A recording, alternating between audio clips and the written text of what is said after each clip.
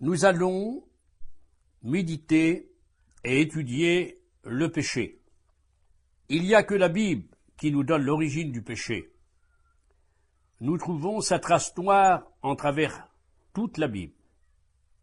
Premièrement, j'aimerais vous placer que le mot péché, il faut savoir, il faut le connaître dans sa signification, avant de l'étudier dans sa nature et dans ses conséquences, dans ses noms et ses remèdes, ou son remède. Signification du péché. En hébreu, katar, qui signifie manquer le but. En grec, il a une autre signification, amasias ou amathias, qui signifie erreur ou faux état d'esprit. Mais en latin, il donne trois significations. Peccare, qui signifie commettre une faute.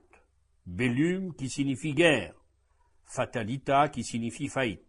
Dans un mot, le péché, c'est manquer le but, faux état d'esprit, c'est commettre une faute et être en guerre. Et pour la fin, ça sera la faillite. Qui a introduit le péché dans l'univers? La Bible nous en donne sa trace et nous présente ce personnage qui est Satan ou le diable. Dans l'Ancien Testament, il n'y a pas le mot diable, mais il y a le mot Satan, qui est employé dans l'Ancien Testament 18 fois dans 3 livres. Dans 1 Chronique, chapitre 21, verset 1, il est fait mention une fois. Dans Job, il est fait mention 14 fois. Et 3 fois dans Zacharie, chapitre 3, versets 1 à 2. Donc, dans l'Ancien Testament, nous trouvons le mot de Satan. Le mot Satan dans le Nouveau Testament apparaît 36 fois dans 12 livres du Nouveau Testament. Le mot diable n'est pas nommé dans l'Ancien, nous avons dit, mais il est nommé dans le Nouveau Testament. Le mot diable est nommé 34 fois dans le Nouveau Testament, dans 13 livres. Mais bien que Satan ou le diable possède beaucoup d'autres noms. Voyons l'origine de ce personnage. Le péché, nous pouvons dire qu'il est sorti du cœur de Satan, ou du diable, qui veut dire adversaire, et aussi celui qui est contre Dieu et les hommes. C'est dans le livre d'Ézéchiel, au chapitre 28, à partir du verset 8, 11 et 17, que nous trouvons l'origine de Lucifer. Qu'est-ce qu'il était? Il était parfait, une créature angélique, il avait une grande autorité. Mais tout à coup, nous dit le prophète qu'il a eu dans son cœur ou dans son être cette idée ou ce désir d'être aimé, d'être adoré, d'être servi. Lui qui avait reçu de Dieu lorsqu'il avait été créé, d'aimer Dieu, de servir Dieu et aussi de l'adorer. Mais lui, il a voulu être aimé, adoré et servir. La Bible déclare dans ce chapitre 28 d'Ézéchiel, les versets 11 à 17, que l'iniquité n'a pas été trouvée à côté de lui. Beaucoup se posent l'idée où Satan aurait trouvé le péché ou l'orgueil dans le ciel. Mais la Bible déclare qu'il l'a trouvé chez lui, en lui, non pas à côté de lui, non pas au-dessus de lui, derrière lui, en dessous de lui, non, mais en lui. Et ça sera, disons, le chapitre d'Isaïe, au chapitre 14, qui nous présente sa chute et pourquoi qu'il a conçu de l'orgueil. Et au verset 13 et 14, il nous est dit qu'il voulait monter au-dessus des étoiles de Dieu, être semblable au Très-Haut. C'est là que l'iniquité a été trouvée chez lui. Et là, nous pouvons dire que Lucifer, porteur de lumière, lorsqu'il a conçu de l'orgueil, alors il a été en infraction, il a été coupable, redevable et condamnable envers Dieu. Et il n'a pas trouvé de place pour rester dans le ciel, et Dieu l'a précipité où? Alors la Bible déclare qu'il a été précipité dans les lieux célestes. Beaucoup présentent et croient que Satan, Dieu, lorsqu'il l'a précipité, que lorsque Satan avait péché, il serait jeté sur la terre. Mais la Bible déclare qu'il est dans les lieux célestes, avec les démons qui l'auraient suivi. Éphésiens chapitre 6 et verset 12. À la fin, avant la grande tribulation, Satan sera précipité sur la terre, mais cela c'est une autre affaire. Continuons l'origine du péché. Donc, le premier personnage qui a péché, c'est Satan. Les anges qui ont voulu l'écouter, alors, eux aussi ont été retirés du ciel, et une partie a été mise dans l'abîme. Et la Bible nous apprend, dans 2 Pierre, chapitre 2, et au verset 2 et le verset 4, que une partie est dans l'abîme de ces anges qui auraient péché, et qui seraient enchaînés, selon l'épître de Jude, chapitre 1 et verset 6, pour le jour du jugement. Mais la Bible nous apprend qu'une autre partie de ces anges qui ont péché, qui seraient devenus les démons, ils sont en liberté, et c'est eux qui nous font la guerre, qui font du mal, ils parcourent la terre pour apporter un désespoir aux hommes et les tourmenter. Alors, cela est écrit dans Luc chapitre 8, versets 30 à 33. Ils ne sont pas dans l'abîme, ils prièrent Jésus de ne pas les envoyer dans l'abîme. Dont une partie dans l'abîme est enchaînée, une autre partie est en liberté, et nous pouvons les chasser au nom de Jésus, nous, les serviteurs de Dieu. Une petite mise au point doit être dite, ne pas confondre.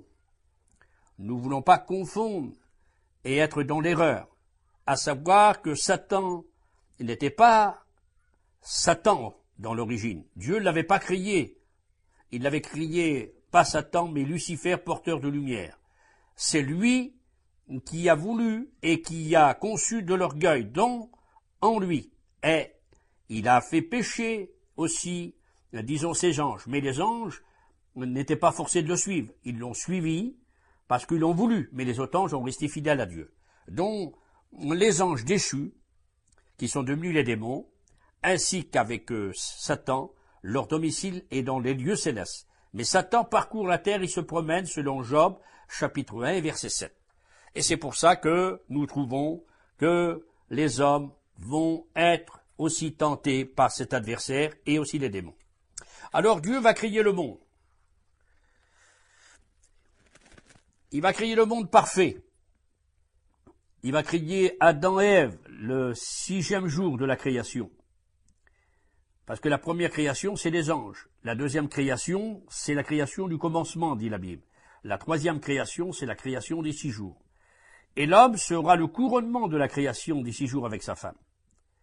Et ils étaient créés parfaits pour aimer Dieu, adorer Dieu et servir Dieu. Satan, jaloux, voyant que l'homme était un seigneur, un fils de Dieu, selon la généalogie de Jésus-Christ dans l'évangile de Luc, car Adam n'avait ni père ni mère, c'était Dieu son créateur. Et il était un ami de Dieu, Adam. Il marchait avec Dieu, il priait Dieu, il adorait Dieu. Dans un mot, il était un compagnon avec le Seigneur. Mais Satan est présenté comme le serpent ancien dans le livre de la Genèse. Et il va s'approcher et il va faire une œuvre de ténèbres. Il va tenter la première femme qui est la femme d'Adam. Elle s'appelle Ève. Il va commencer par la plus faible. Il va lui présenter que le fruit est bon à manger, agréable à la vue, précieux pour ouvrir l'intelligence. Elle déclare que Dieu avait défendu, mais il dit, il met le doute. Et puis voici que la femme va accepter, elle va obéir à cette tentation, et elle et son mari vont dire oui à Satan.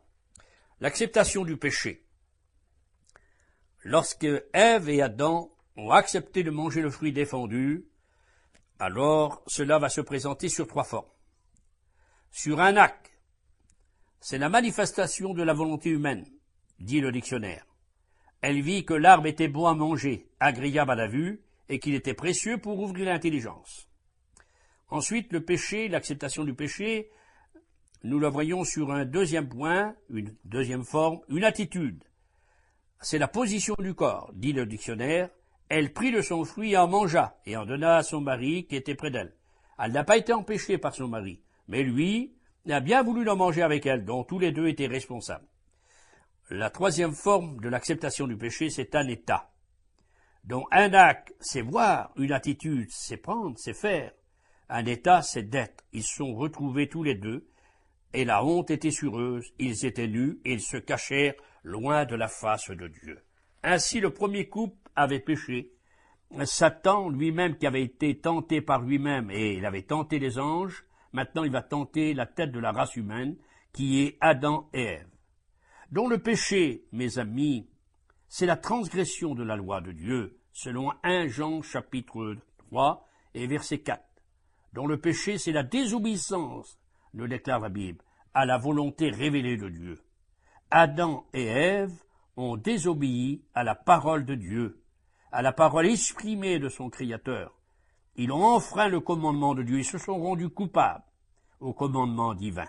Genèse chapitre 1, verset 3. Alors, Satan, nous pouvons dire qu'il a fait déjà 4 choses. Il a conçu de l'orgueil, l'iniquité était trouvée chez lui. En lui, il a entraîné les anges, qui sont devenus plusieurs des démons.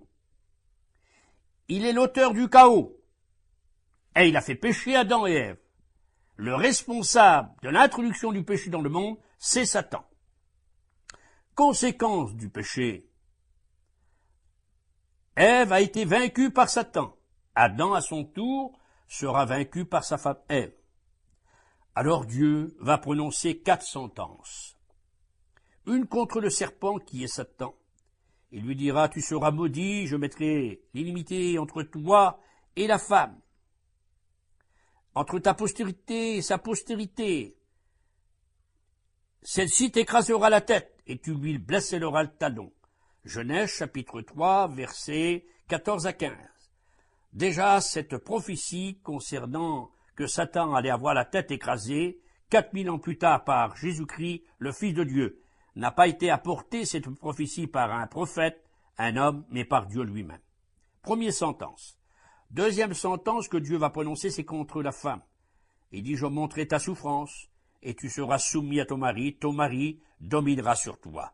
Ils étaient égaux pour remplir un beau programme, mais maintenant la femme, elle sera soumise à l'homme. Elle qui s'appelait Ish comme l'homme, elle sera appelée Isha. Genèse chapitre 3, verset 16. La troisième sentence que Dieu a prononcée, c'est contre l'homme. Le sol sera maudit, dit Dieu à l'homme, et c'est à la sueur de ton front que tu vas tirer ton pain. Dont le premier boulanger du monde, c'est Adam, parlant pour la première fois du mot pain. Le texte hébreu, c'est tu gagneras ou tu tireras ton pain de la terre à la sueur de ton nez, car l'homme devait être penché. Donc, troisième sentence contre l'homme. Et une contre la terre, c'est la quatrième. Le sol sera maudit. Il te produira des épines et des ronces. Rien d'étonnant que nous trouvons que Jésus-Christ a porté la couronne d'épines pour porter la malédiction de la terre et des hommes. Dans la quatrième sentence, cela est écrit dans Genèse, chapitre 3, versets 17 à 18. Mais Jésus a porté la couronne d'épines. Dans les 4 évangiles, nous trouvons que Jésus a reçu la couronne d'épines par les Romains. Ainsi, par la désobéissance, mes amis, d'Adam et Ève, la race humaine a été plongée dans la désobéissance, dans la mort, dans la peur, dans la honte, dans la tristesse, dans l'angoisse, dans la haine, dans le désespoir. La folie s'est emparée des hommes et dans la souffrance. Le mot péché, mes amis, il est petit. Il apparaît pour la première fois dans le livre de Genèse, au chapitre 4 et verset 7, où Dieu dit à Caïn, « Le péché se couche à ta porte, ses désirs se portent sur toi, mais toi domine sur lui. » Donc si Dieu lui donnait une possibilité de dominer le péché, l'homme avait la possibilité, Caïn, de dominer le péché, mais il a laissé le péché le dominer. Et voici qu'une parole a été dite par Martin Luther. Le péché se présentant devant Caïn, il s'est présenté comme une bête féroce prête à dévorer Caïn. Et Caïn s'est laissé dévorer puisqu'il a accepté le péché, il a été dominé par le péché. L'homme face au péché, il n'a pas la force, car le péché est fort. La nature du péché, nous la trouvons, elle correspond et elle nous apprend que l'homme pécheur s'est un révolté contre Dieu, car il a péché contre Dieu et contre les hommes. Le fils prodigue a dit « J'ai péché contre le ciel et contre toi. Le ciel, c'est Dieu, et contre toi, c'est les hommes. » Luc chapitre 15, verset 18. L'homme pécheur est dans un état de rébellion contre Dieu. Isaïe chapitre 1, verset 2. L'homme pécheur déclare la guerre à Dieu, car il est dominé par le péché, et le péché veut dire guerre. Bellum en latin. L'homme pécheur est en position de haine à l'égard de son prochain. L'homme est devenu un loup pour son semblable. L'homme pécheur, il s'est soumis à Satan, qui est l'auteur du péché, et il est devenu son esclave. L'homme pécheur est un dégradé, car il a aussi dégradé la nature, il l'a polluée, selon Romains chapitre 8, versets 19 à 20. Nous avons donné quelques exemples, exposés des facettes du péché, de sa nature. En conséquence du péché, le chérubin protecteur devient le prince des ténèbres. Éphésiens chapitre 6, verset 12. Les anges qui ont suivi Satan sont devenus des démons. 2 Pierre chapitre 2, verset 4. Adam et Ève ont peur et ont honte de devenir devant la face de Dieu et sont chassés du jardin d'Éden. Genèse chapitre 3, verset 10. La femme est dominée par son mari. Genèse chapitre 3, verset 16. Le sol est maudit. Adam et Ève sont privés de la gloire de Dieu et interdits par un ange de s'approcher de l'arbre de la vie. Donc, nous trouvons, mes amis, après Adam étant chassé du jardin d'Éden, va donner deux postérités, ayant deux enfants, Caïn et Abel. Abel était berger, Caïn était laboureur, présentant une offrande tous les deux à Dieu. Un est accepté, Abel, l'autre, par un regard favorable. Et voici que Caïn va devenir le premier criminel de la terre, car il va tuer son frère, jaloux sur lui. Donc Adam va continuer sa postérité par, à 130 ans, avoir un autre fils, un troisième, et qui est appelé Seth. Et c'est par lui que, disons, une bonne postérité sera donnée. Nous trouvons après, dans les deux alliés d'Adam, les deux postérités par Seth, homme croyant qui suit Dieu, et d'un autre côté par Caïn, le premier constructeur de la ville, de cette ville qui s'appelle du nom de son fils Enoch. Mauvaise postérité. Et à la fin, nous trouvons, des années vont passer, que les deux postérités vont se relier, car il est dit les fils de Dieu, qui étaient la descendance d'Adam par Seth, vont voir les filles des hommes, qui étaient belles de la descendance de Caïn. Et ils en prirent pour femmes, mariage durable. Et voici que les bons vont se relier avec les mauvais.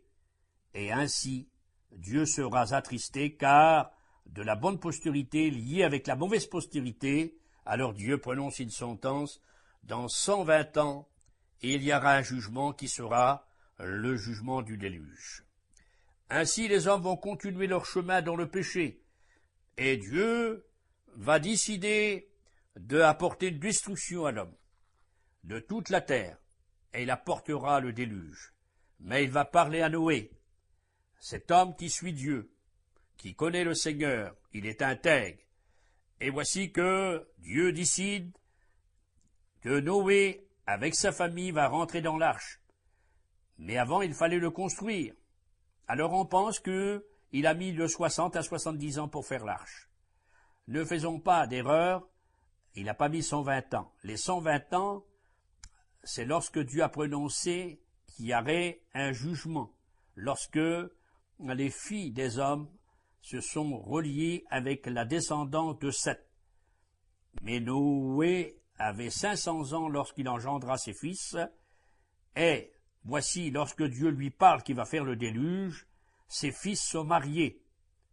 Ses 3 fils, dont 30 ans, ou à 40 ans, c'est passé. Et là va construire l'arche, et Noé, il nous est dit qu'il a 600 ans lorsqu'il rentre dans l'arche. Donc il ne peut pas avoir 120 ans. Donc les 120 ans, ce n'est pas pour construire l'arche, mais c'est un jugement qui avait été prononcé par Dieu. Les hommes, sur toute la terre, vont périr dans le déluge du jugement de Dieu. Mais 8 personnes vont échapper. Donc, après le déluge, il y aura la tour de Babel. Les hommes étant multipliés sur la terre, les hommes gouvernés par Nimrod, le premier roi de la terre, ils vont se faire un nom en faisant une tour qui touche le ciel, la tour de Babel. Babel a 2 significations, veut dire confusion et aussi porte de Dieu. En ce temps-là, il n'y avait ni juifs ni grecs. Les nations n'existaient pas. Les gens étaient de la même race, descendants de la descendance adamique. Au pays de Shinéar, en travers les 2 fleuves, l'Euphrate et le Tigre, la première civilisation. Et cette tour va être bâtie, et Dieu va confondre les langues, car les hommes sont toujours contre Dieu pour s'élever et lancer un défi à Dieu. Mais est-ce que le péché n'avait pas péri dans le déluge? Non, puisque nous voyons à la tour de Babel, il n'y avait pas assez d'eau dans le déluge pour noyer le péché, car le péché est un bon nageur, il sait faire bien des nages. Et il avait nagé pendant 1 an et 10 jours, car le déluge avait resté 1 an et 10 jours sur la terre. Et après le déluge, on le voit qui fait surface à la tour de Babel, dont la trace noire du péché est toujours là. La confusion des langues à la tour de Babel, chacun parlant sa langue, dont les groupes vont se faire, des clans vont se faire de la race humaine, des peuples, des nations. Chacun va s'en aller sur toute la terre, ainsi le péché va devenir universel. Car les hommes qui parlaient la même langue se sont groupés et ont formé des clans.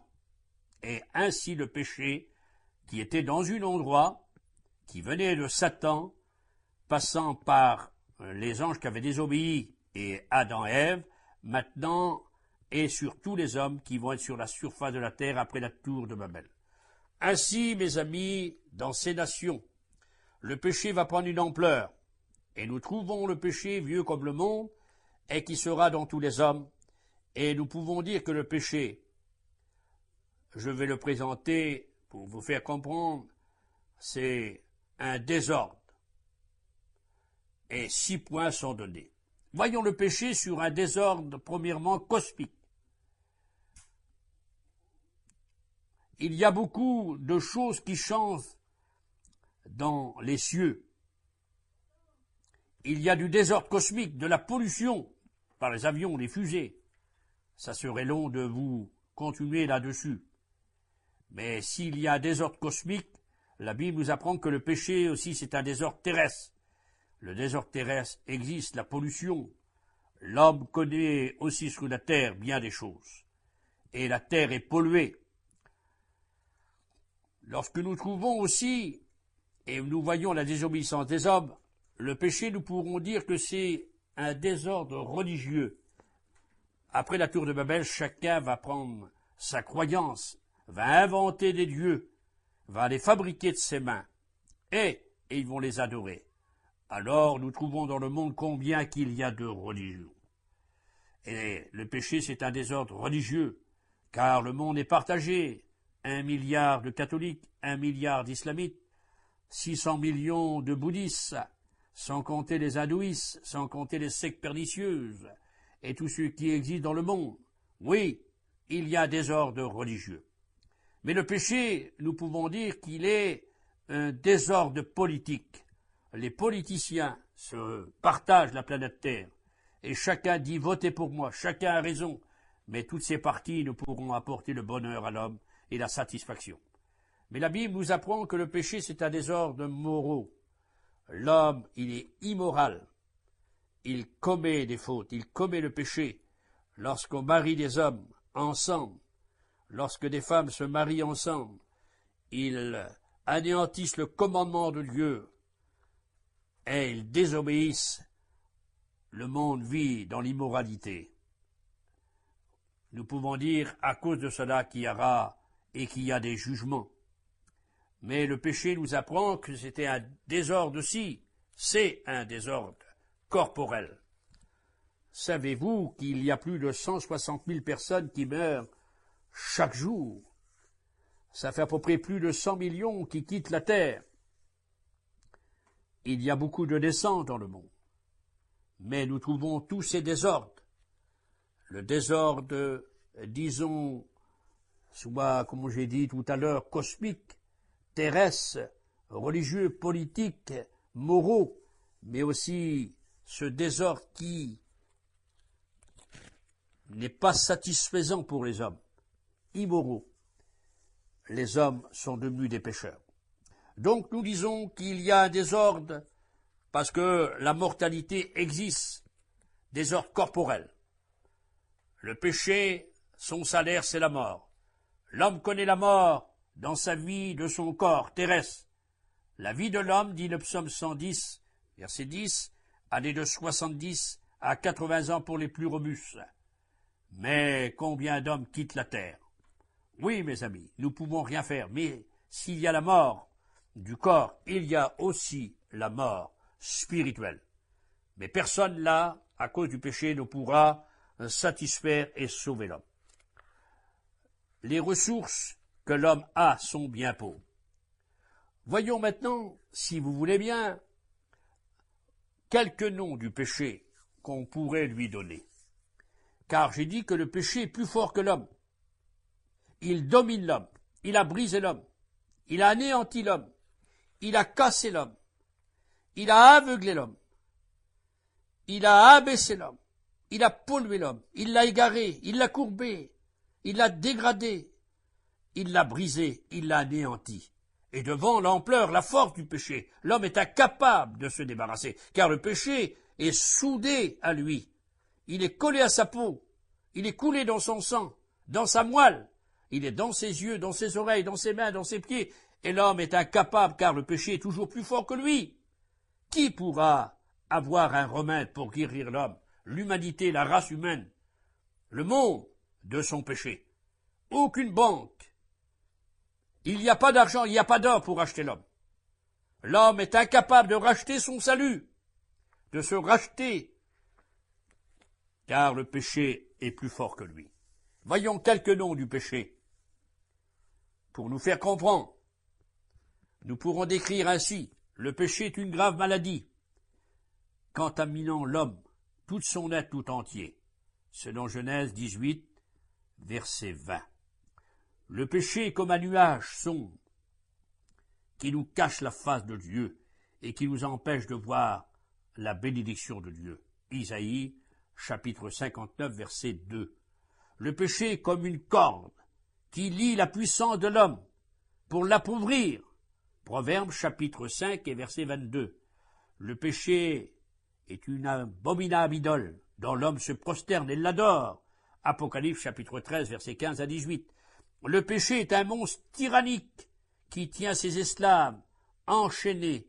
Néhémie, chapitre 9, verset 37. Le péché est un destructeur de repos. Il a gâché les pensées de l'homme. Il le tient dans l'angoisse. Les psaumes 38, versets 3 à 7. Le péché est un voleur de bénédiction qui appauvrit l'homme spirituellement. Jérémie, chapitre 5 et verset 25. Le péché est une véritable désolation qui détruit l'humanité comme un tremblement de terre et qui dévaste les villes. Michée, chapitre 6, verset 13. Le péché, c'est une pensée trahissante qui se manifeste malgré les efforts qu'on fait pour le cacher. Job, chapitre 7, versets 18 à 20. Le péché, nous pourrons le décrire aussi, c'est un témoin accusateur qui pointe le doigt sur l'homme pour le condamner. Isaïe 59, verset 12. Le péché est une désobéissance. Le péché, c'est une défaite, une impiété. Le péché, c'est une transgression. Le péché, c'est une dette, et l'homme n'a pas les moyens de payer, selon Matthieu, chapitre 6, verset 13. Car le péché, mes amis, il a fermé les oreilles de l'homme, de son entendement, a couvert les yeux de l'incompréhension de l'homme, a débravé le cœur de l'affection de l'homme. Il y a bien des textes qui vont avec. Il a détourné le pied de la marche de l'homme. Il a rendu charnelles les pensées de l'homme. Il a faussé les capacités de l'intelligence de l'homme. Il a empoisonné la langue et les paroles des hommes et a amené la mort dans l'esprit de l'homme. Il a privé l'homme du confort et du foyer de Dieu. Nous pourrons dire aussi que les noms du péché se multiplient. Le péché, comme la bête de l'Apocalypse, il a plusieurs têtes. Voyons quelques-unes de ces têtes spirituellement, bien sûr, qu'on pourrait dire et appeler le péché. On pourrait donner ces noms au péché. Le péché est une chute. Écoutez-moi, mes amis. C'est une erreur. Le péché est une affection. On doit être purifié. Le péché, c'est un bourbier dans lequel l'homme s'enfonce profondément. Le péché est comme une vipère dont la morsure donne la mort. Le péché, c'est une maladie dont il faut être guéri. C'est un puits profond, mais sans eau. C'est un engrenage dans lequel, si on met le doigt, la main, le poignet, le bras, l'épaule, le corps tout entier passe. Le péché, c'est une pente glissante où l'homme glisse depuis 6000 ans sans pouvoir s'arrêter. Il a inventé musique, art, poésie, tout ce que vous voulez, mais l'homme glisse, rien pourra l'arrêter. Seule la croix de Jésus-Christ pourra arrêter l'homme de glisser sur cette pente fatale qui l'emmènera à la mort éternelle. Le péché, c'est un fardeau pesant qui écrase les épaules des hommes. Le péché, c'est un brouillard épais, très épais, qui vous empêche de voir le chemin de Dieu. Le péché, c'est une guillotine qui tranche les têtes. Le péché, c'est un cancer qui ronge l'âme de l'homme. Le péché, c'est un volcan en éruption. C'est un lion affamé. C'est un gangster en liberté. C'est un fou échappé d'un asile. C'est une éclair qui frappe la terre. C'est un fleuve qui emporte tout sur son passage. C'est un ouragan qui provoque des ravages. Le péché, c'est un poison que le diable fait boire à tous les hommes. On pourrait dire que le péché, c'est une drogue. L'homme est drogué depuis 6000 ans, il ne peut s'en passer. Il lui en faut toujours. Le péché, c'est un joug pesant, lourd sur les épaules des hommes. Trop lourd pour eux. Le péché, c'est un jeu où tout homme joue depuis 6000 ans. Car Satan mène le jeu, mais l'homme est perdant à tous les coups. C'est une main qui ferme la bouche de la conscience de l'homme, le péché. Je pourrais dire encore que le péché, mes amis, c'est une profanation. C'est un mensonge. Le péché, c'est une injustice, colère. Le péché, nous pourrons dire, c'est une pensée mauvaise, des désirs coupables, l'incrédulité, le doute, l'égoïsme, l'orgueil, la convoitise, l'envie, l'avarice, la jalousie, la haine, la méchanceté, l'offense, l'iniquité, la négligence, l'infidélité, la rébellion, la domination. Voilà quelques têtes de l'Apocalypse que nous avons présentées spirituellement, des têtes du péché. Oh, mes amis, combien le péché a de noms, combien qui se présente en adversaire vers l'homme. Nous pourrons dire que le péché, c'est une vague de plusieurs mètres d'odeur, de radioactivité qui donne la mort sur les plages de ce monde. Qui va échapper? Nous avons vu le péché dans sa signification, avec Satan et ses anges, lorsqu'ils ont trouvé l'iniquité en eux, avec Adam et Ève sur la terre, dans sa définition, dans sa nature, dans sa conséquence, dans ses noms. Je pourrais vous dire que le péché est toujours plus fort que l'homme. Mais qui pourra apporter le remède à l'homme? Pour dire que l'homme pécheur peut dire « je peux être sauvé ».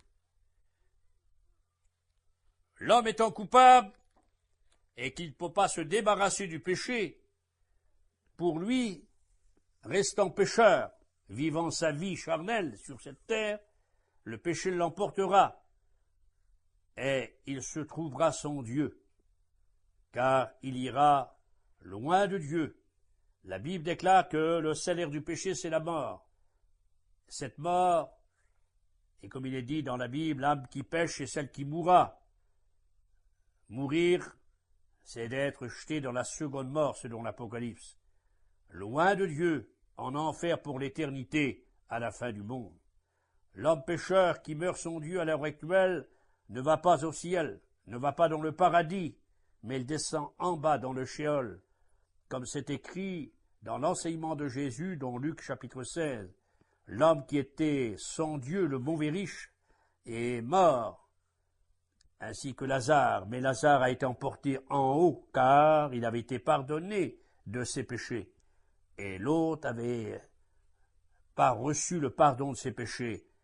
La mort l'a saisi, il est descendu dans le Sheol, et à la fin du monde, du Sheol, les perdus seront jetés dans le feu éternel qui est la seconde mort pour l'éternité. Et avec qui seront-ils? Avec Satan, les démons, ainsi avec tous les pécheurs, avec l'Antichrist, le faux prophète, et ainsi avec la mort. Entre nous, triste compagnie. Mais pour celui qui a été délivré de son péché, pardonné, nous dirons quelques mots à la fin.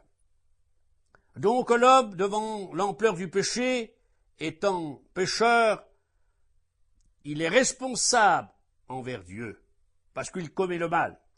S'il est responsable, il est redevable. Et s'il est redevable, il est coupable. Et s'il est coupable, il est condamnable. Et qui pourra plaider pour lui?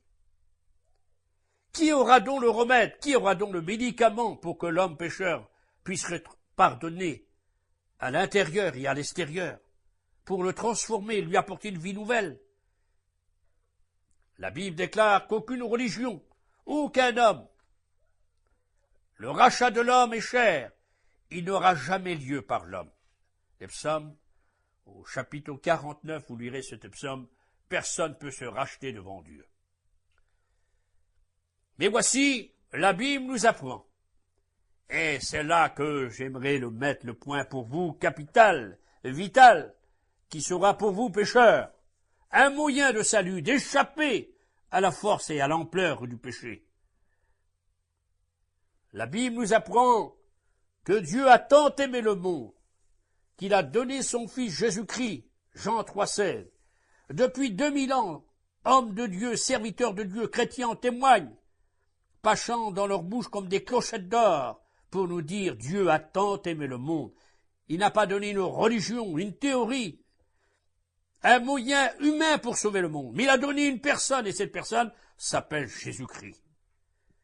Jean-Baptiste le présentant, voyant Jésus de loin, il a dit « Voici l'agneau de Dieu qui ôte le péché du monde ». L'évangile de Jean, chapitre 1, verset 29. Jésus, mes amis, est venu non pas pour couvrir le péché comme c'était dans l'Ancien Testament. Il est venu pour ôter le péché. Dans un sens spirituel, Jésus n'est pas venu pour soigner la dent pourrite. Il est venu pour arracher la dent. Il n'est pas venu pour soigner l'homme, mais il est venu pour pardonner l'homme, pour le transformer, pour faire de lui une nouvelle créature, faire de lui un homme de Dieu, une femme de Dieu, capable d'aimer Dieu, capable de vivre avec Dieu, capable de travailler pour Dieu et de vivre éternellement avec Dieu. Voilà ce que Jésus-Christ est venu dans le monde. Alors, j'aimerais vous dire que le médicament, aucun homme le possède sur la terre. Le médicament, c'est le Père qui le tient. C'est Jésus-Christ. Jésus-Christ est venu et il a versé son sang. Et l'homme pécheur, qui va être convaincu par le Saint-Esprit de péché, de justice, de jugement, cet homme étant convaincu de péché, de justice, de jugement par le Saint-Esprit, la parole de Dieu, alors cet homme, devant Dieu, se reconnaissant pécheur, il va avoir cette foi en Dieu. Oh Seigneur, je crois en toi. Et il est dit, si tu crois Seigneur Jésus, tu seras sauvé. Ayant la foi, croyant que c'est vrai ce que la parole de Dieu dit, que Jésus-Christ est venu pour le sauver de son péché, cet homme se repentira de ce qu'il a fait, mais de ce qu'il est. Et cet homme, dans le troisième point, se convertira et dira oui à Dieu. Alors, en disant oui à Dieu, cet homme recevra le pardon de ses péchés. Il recevra une vie nouvelle, parce qu'il possédera Jésus-Christ. Lorsqu'un homme fait la paix avec Dieu, Dieu fait sa part aussi. L'homme ayant fait sa part par la foi, la repentance et la conversion, Dieu fait sa part en lui donnant une nouvelle vie, en lui donnant la régénération. La régénération n'est pas une évolution, ce n'est pas aussi une restauration. Non, mes amis, ce n'est pas aussi, disons, une orientation. Non. Nous pouvons dire que la régénération que Dieu apporte à l'homme, c'est le côté divin qui agit sur l'homme. La régénération, mes amis, c'est une transformation. C'est un acte créateur de Dieu. C'est une révolution spirituelle dans l'homme. Voilà qu'est-ce que la régénération. C'est un baptême purificateur. C'est une nouvelle naissance. C'est un cœur nouveau qui est donné à l'homme.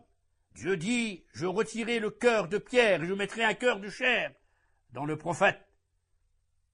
Et il dit, je lui donnerai capacité de m'aimer, de me suivre. Voilà qu'est-ce que la régénération, mes amis. C'est l'invisible qui vient dans le visible. C'est le possible qui vient dans l'impossible. C'est l'intouchable qui vient dans le touchable. Recevoir le pardon de ses péchés, c'est recevoir la vie de Dieu, c'est recevoir Jésus-Christ comme son sauveur. Alors Jésus-Christ transforme notre vie et il nous donne le moyen de devenir enfant de Dieu. J'aimerais vous dire que l'homme n'a pas le moyen de se racheter comme nous avons dit. Il n'a pas le moyen de donner par une religion. Non, non. Le sang de Jésus-Christ fait face devant tous les pécheurs. Il n'y a pas un pécheur dans le monde qui ne peut pas être pardonné, lavé dans le sang de Jésus-Christ. Il n'y a pas un péché qui peut faire face devant le sang de Jésus-Christ. J'aimerais vous dire, le diable a imité pour tromper les hommes. Il imite encore beaucoup de choses. Mais jamais le diable pourra imiter le sang de Jésus-Christ. Car c'est par le sang de Jésus-Christ qu'il a été vaincu, selon l'Apocalypse chapitre 12. Et devant le sang de Jésus-Christ, aucun péché ne peut faire surface. L'homme pécheur, son cœur noir, il est dit, lave-moi, je serai plus blanc que la neige. Le cœur d'un pécheur pardonné, lavé dans le sang de Jésus-Christ, nettoyé, devient plus blanc que la neige. Voilà qu'est-ce que la nouvelle naissance, la vie de Dieu dans l'homme. L'homme étant pécheur, par la foi, la repentance, la conversion, il reçoit la nouvelle naissance, la régénération, la résurrection spirituelle, la nouvelle création, le baptême purificateur. Et l'homme passe des ténèbres à la lumière, de la mort à la vie, de Satan à Dieu, de l'enfer au ciel, dans un mot. Alors cet homme a passé sur le pont que Jésus est venu jeter aux hommes, le bras secourable, en disant ces paroles de l'Ancien Testament, mon fils, donne-moi ton cœur. Et si l'homme donne son cœur pécheur, il reçoit la vie de Dieu. Donc nous avons trouvé que le sang de Jésus-Christ était capable, c'était le médicament de Dieu pour le pardonner. Je peux vous dire, mes amis, qu'une goutte du sang du Seigneur a plus d'efficacité qu'une montagne de prière. Une goutte du sang du Seigneur a plus d'efficacité qu'une éternité à genoux de repentance. Pour ça, ami, toi qui es pécheur, je peux te dire de la part de Dieu, je ne te présente pas une religion, Le monde présente des religions pour aller à Dieu. Nous nous présentons la Bible, et la Bible nous présente Jésus-Christ. Voilà le médicament de Dieu pour être pardonné. Nous avons dit que le monde entier, depuis Adam, vit sur l'ampleur et la puissance du péché. Mais le chrétien et la chrétienne, qui s'est tourné vers Dieu il y a bien des années, a été sauvé par Jésus-Christ, et maintenant ils vivent en chrétiens et en chrétiennes. J'aimerais conclure devant cette trace noire du péché que nous trouvons à travers toute la Bible et qui emporte les hommes comme une tempête, et l'homme est impuissant. Je peux lui dire que la croix du Seigneur est le moyen du salut. Il est dit que la croix de Jésus a été plantée dans le lieu du crâne. Au sens spirituel, Dieu prendra la croix de son Fils et la plantera dans le crâne de la race humaine, pour plus que ce soit les religions, les idées d'être sauvés par les œuvres, mais la croix de Jésus-Christ, celui qui est mort, à savoir Jésus-Christ, qui a versé son sang, qui a donné sa vie, qui est ressuscité, qui est vivant. Il est toujours le même, hier, aujourd'hui, éternellement. Il s'appelle Jésus de Nazareth. Et il est présent, il est vivant à l'heure actuelle. Il peut te pardonner de tous tes péchés.